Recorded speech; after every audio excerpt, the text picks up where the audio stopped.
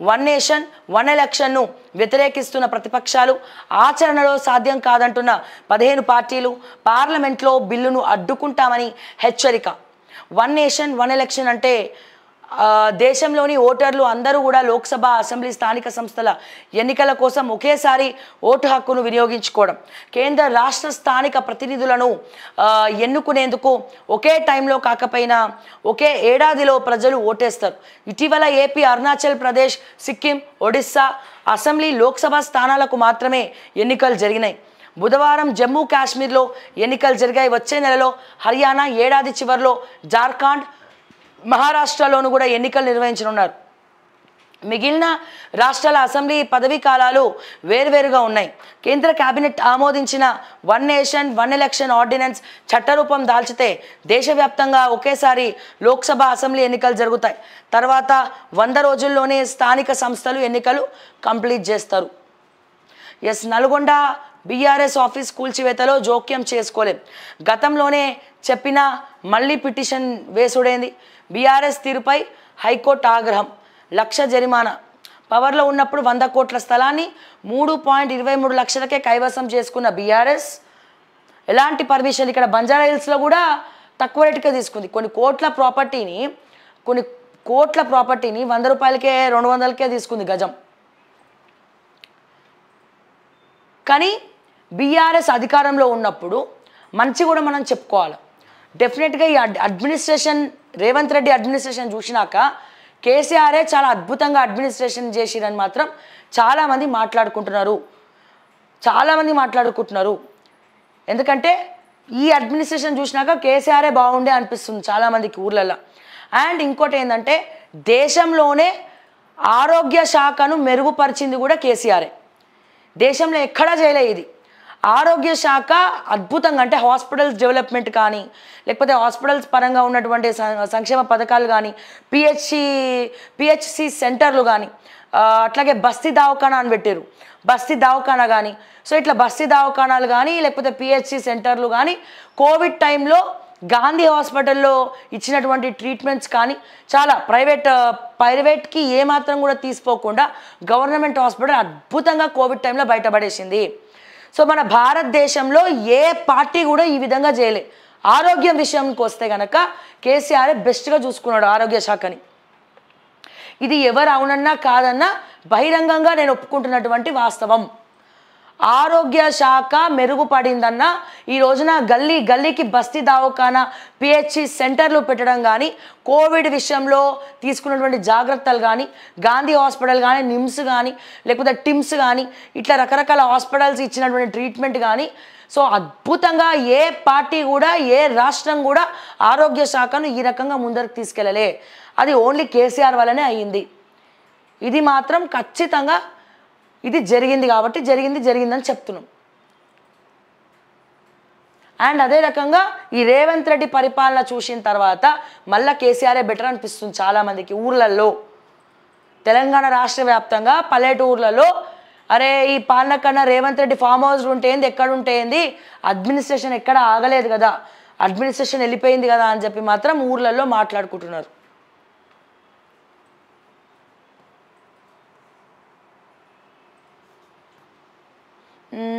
రాహుల్ హత్యకు బీజేపీ నేతలకు కుట్ర, పోలీసులకు కాంగ్రెస్ ఎంపీ అజయ్ మాకెన్ ఫిర్యాదు.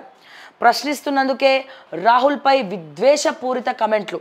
దేశంలో అశాంతి నెలకొనేలా బీజేపీ నేతల చర్యలు.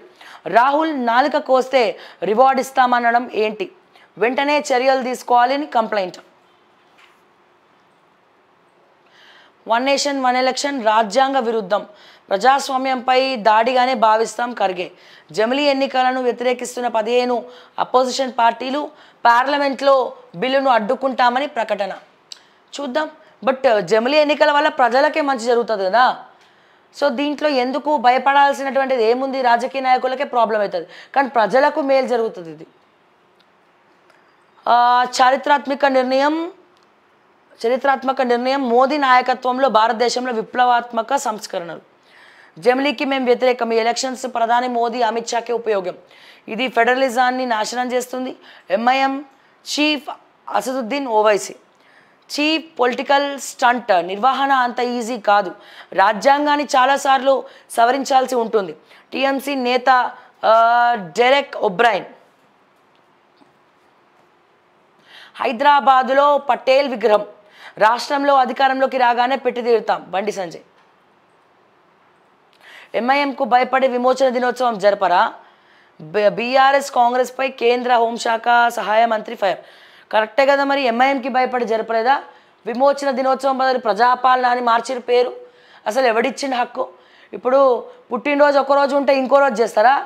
అట్లా కాదు కదా. విమోచన దినోత్సవం అంటే విమోచన దినోత్సవం, దాని పేరు మార్చడానికి ఉండదు. అక్కడ ప్రజాపాలన అని పెట్టిరు. రాష్ట్ర సంపద పెంచుతాం, అందుకే MSME policy CM Revanth Reddy. First real estate మొత్తం కూడా డ్యామేజ్ అయిపోయింది తెలంగాణలో. మొత్తం రియల్ ఎస్టేట్ డబ్బులని ఇరుక్కపోయినాయి. ఎవడు అడిగినా మార్కెట్లో పైసలు లేవంటున్నారు, బిజినెస్లు అయితే లేవంట. దానికి కారణం ఎవరంటే రేవంత్ రెడ్డి అని చెప్తున్నారు. ఇన్వెస్టర్స్ ఎవరు తెలంగాణకు వస్తలేరు, ఇది తెలుసుకోండి ఫస్ట్. తెలంగాణకి రావాల్సినటువంటి ఇన్వెస్టర్స్ పెట్టుబడులు ఎవరైతే ఉన్నారో మొత్తం ఆంధ్రాకి పోతున్నారు. ఆంధ్రాకి పోవాలని ప్రణాళిక చేసేది ఎవరు? ఈ రేవంత్ రెడ్డి వ్యవహారం వల్లనే కదా. సో ఇది ఆలోచించాల్సినటువంటి విషయం. ఇన్వెస్టర్స్ పెట్టుబడులు పెట్టాల్సిన వాళ్ళు తెలంగాణలో పెట్టకుండా ఆంధ్రాకి పోతున్నారు. సో దీనివల్ల మరింత డ్యామేజ్ అవుతుంది తెలంగాణలో. తెలంగాణ మార్కెట్ చాలా తగ్గిపోతుంది. సో ఎవరి దగ్గర కూడా డబ్బులు లేవు. రియల్ ఎస్టేట్ మార్కెట్ మొత్తం కొలాప్స్ అయింది. సో ఇది నేను చెప్తున్న విషయం కాదు. రియల్ ఎస్టేట్ వాళ్ళు అబ్బోదిబ్బోమంటారు, పైసలు ఎక్కడిదక్కడ పెట్టిరు, అది కొంటలేరు, అమ్ముతలేరు. సో ఇది ఆలోచించండి ఫస్ట్.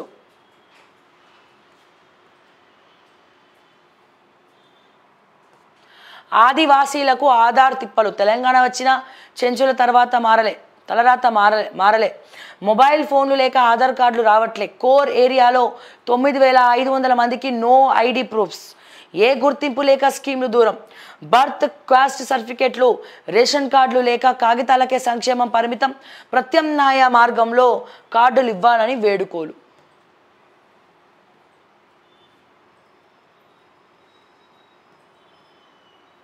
సో వాళ్ళ మనుగడ వర్ణనాతీతం. అసలు ఆదివాసీలకైతే ఇంకా ఆధార్ కార్డ్స్ లేవు, ఓటర్ కార్డ్స్ లేవు. వాళ్ళ బతుకులు కూడా ఇంకా అట్లనే ఉన్నాయి. ఒక్కొక్కసారి ఆదిలాబాద్ అడవులోకి అట్లా మనం పోతే, సో ఇటు సైడ్ మన ఏదది మన ములుగు అటు సైడ్ కూడా పోతే అసలు చూస్తే అక్కడ ఎలక్షన్ ఉండదు, అక్కడ ఏముండదు. అసలు వాళ్ళు ఓట్లు తీసుకుంటారు కానీ డెవలప్మెంట్ ఉండదు. సో బికాజ్ వాళ్ళకి ఆధార్ కానీ ఓటర్ కానీ ఏం లేదు. సో చాలా ఇబ్బందులు పడాల్సినటువంటి పరిస్థితులు అయితే వాళ్ళకి అక్కడ కనబడుతున్నాయి. పెస్టిసైడ్స్ విషం. రైతుల రక్తంలో పెస్టిసైడ్స్ విషం. సో రాష్ట్రంలో ఏటా పెరుగుతున్న పురుగు మందుల వినియోగం. 3 జిల్లాలోని 493 మంది రైతుల నుంచి శాంపిళ్ల సేకరణ. రక్తం, మూత్రంలో 28 రకాల పురుగు మందుల అవశేషాలు. వాటి ప్రభావంతో ఆస్తమా, అల్జీమర్స్, క్యాన్సర్, తీవ్ర వ్యాధులు. మసకబారుతున్న కండ్లు, మెదడు పైన ప్రభావం. NIS, OU అట్లాగే బయోకెమిస్ట్రీ డిపార్ట్మెంట్ రీసెర్చ్లో వెల్లడి.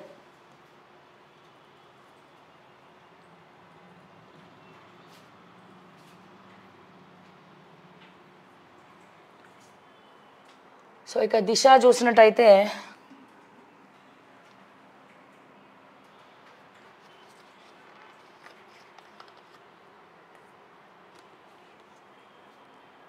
ప్రజెంట్ ఇండియాలో 1947 to 2013 వరకు కూడా ఇండియాలో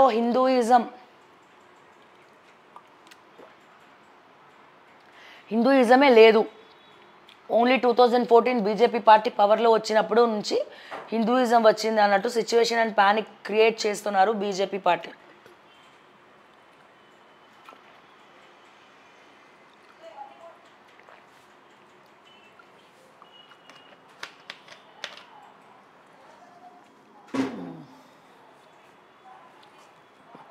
రకుల్ మాట్లాడిన వీడియో ఉంటే పెట్టండి, ఫేక్ న్యూస్ చదవకు. ఎందుకన్నా ఊరికే ఇష్యూ డ్రాగ్ చేస్తారు. కోర్టులో తేల్చుకుంటా. పార్క్ హయత్లో ఉన్న వీడియోలు ఉన్నాయి, పెడితే ఎవరి బతుకు బజార్ అవుతుంది. ఎందుకు ఊరికే లొల్లి పెడుతున్నావు? సగం పేరు చెప్పిన నన్ను ఇంకా రెచ్చగొట్టి మీరు ఇట్లా చేస్తే నేను రకుల్ గురించి ఆలోచిస్తున్నా. అర్థమైందా? సో కోర్టులో నా మీద డిఫమేషన్ వేసిర్రు. సో కోర్టులో పెడితే నేను కోర్టులో ఇచ్చుకుంటా ప్రూఫ్స్. సో పార్క్ ఎట్లా ఏ రూమ్ నెంబర్లు ఉన్నారో కూడా నేను చెప్పగలుగుతా.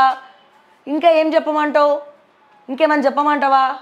ఊరికే లొల్లి పెట్టకయా. రిపోర్ట్లు కొడితే కొట్టుకోపోయి ఎవరు కొట్టదని బతిమలాడిండా? మస్తు మంది కొడతారయ్యా రిపోర్ట్లు. అన్ని పార్టీ వాళ్ళు ఉన్న రిపోర్ట్లు కొట్టేది కార్యకర్తలే, వాళ్ళ ఫాలోవర్సే రిపోర్ట్లు కొడతారు. రిపోర్ట్లు కొట్టి కొట్టి కొట్టి చాలా డ్యామేజ్ చేసిర్రు. నేను దానికి భయపడనని చెప్తున్నా కదా. కొట్టుకోవయ్యా రిపోర్ట్లు, ఎవడొద్దన్నాడు? తొక్కలో రిపోర్ట్లు కొడతాం కొడతాం కొడతాం అంటే ఇది బ్లాక్మెయిల్ కాదా? బరాబర్ కొట్టుకో, రిపోర్ట్లు కొట్టుకో. అందరికీ నేను చెప్తున్నా కొట్టుకోండి, రిపోర్ట్లనే కొట్టుకోమని చెప్తున్నా. నీ ప్రాబ్లం ఏంది? సో రిపోర్ట్లు కొడితే దానికి తగ్గట్టు లైకులు కూడా వస్తాయి. లైకులు రిపోర్ట్లు రెండు బ్యాలెన్స్ అవుతాయి. టెక్నికల్గా తెలుసుకోకపోతే తెలుసుకోకు. నువ్వు రిపోర్ట్ల వల్ల తాటి మట్ట కూడా కాదు. ఊరికే లొల్లి పెడతావేంది?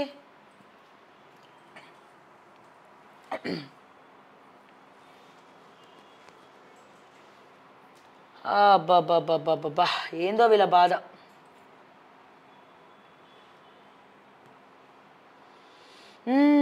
ఉన్నది ఉన్నట్టు మాట్లాడితే ఇట్లాంటి ఛానల్స్ డేంజర్. ఉన్నది ఉన్నట్టు మాట్లాడితే ఇట్లాంటి ఛానల్స్ డేంజర్. అదే ఇప్పుడు నేను రేవంత్ రెడ్డి తారా చౌదరి గురించి మాట్లాడితే ఇప్పుడు కమెంట్స్ పెట్టేది అంట బీఆర్ఎస్ వాళ్ళు. రేవంత్ రెడ్డి తారా చౌదరి గురించి మాట్లాడినా కూడా డేంజరేనా? అట్లా ఎట్లయితుందన్న? ఆ ఊరికి ఈ ఊరు ఎంత దూరమో ఈ ఊరికి ఆ ఊరు అంతే దూరం కదా. పోనీ అట్లా చూసుకున్నా మీ ఈగోలు సాటిస్ఫై అవ్వాలన్నా. తారా చౌదరి రేవంత్ రెడ్డి గురించి కూడా నేను మాట్లాడినా. మొన్న రౌండ్ టేబుల్లోనే మైపాల్ యాదవ్ చెప్పిండు. నేను ఇవాళ మార్నింగ్ నేను చెప్పిన. మొన్న కేసు హియరింగ్కి వచ్చింది, తారా చౌదరి కేసు హియరింగ్కి వస్తే దాంట్లో రేవంత్ రెడ్డి పేరు వచ్చింది. మరి ఈ విషయం చెప్పినప్పుడు కూడా తప్పేనా? ఇప్పుడు చెప్పండి. ఇప్పుడు కమెంట్స్ పెట్టే వాళ్ళందరూ బీఆర్ఎస్ వాళ్ళు నాకు తెలుసు. ఎందుకంటే రెగ్యులర్గా అంతకుముందు కూడా మీరే పెట్టినారు.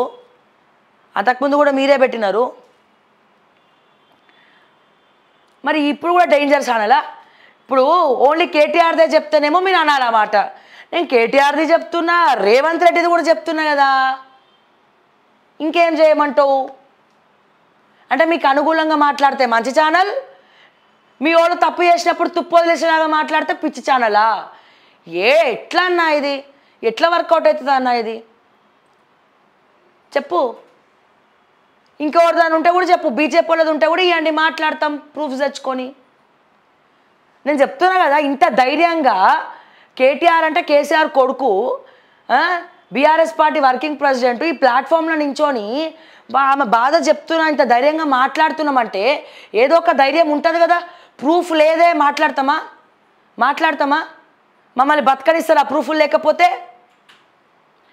ఇంత ధైర్యంగా ఏడనన్నా తడబడుతున్నానా నేను? చూడు కాన్ఫిడెన్స్, చూడు ముఖంలా. ఎన్ని రకాల ప్రూఫ్లు ఇమ్మంటే అన్ని రకాలు ఇస్తా. కానీ ఇక్కడ ఇవ్వనేను. కోర్టులో తేల్చుకుంటాం. మీ లొల్లేంది నాకు అర్థం కాక అడుగుతా. అదే రేవంత్ గురించి మాట్లాడు అన్నావు కదా, మాట్లాడినా. అయితే ఏమైంది? ఇప్పుడు తాటి మట్ట కూడా కాదు మీ వల్ల.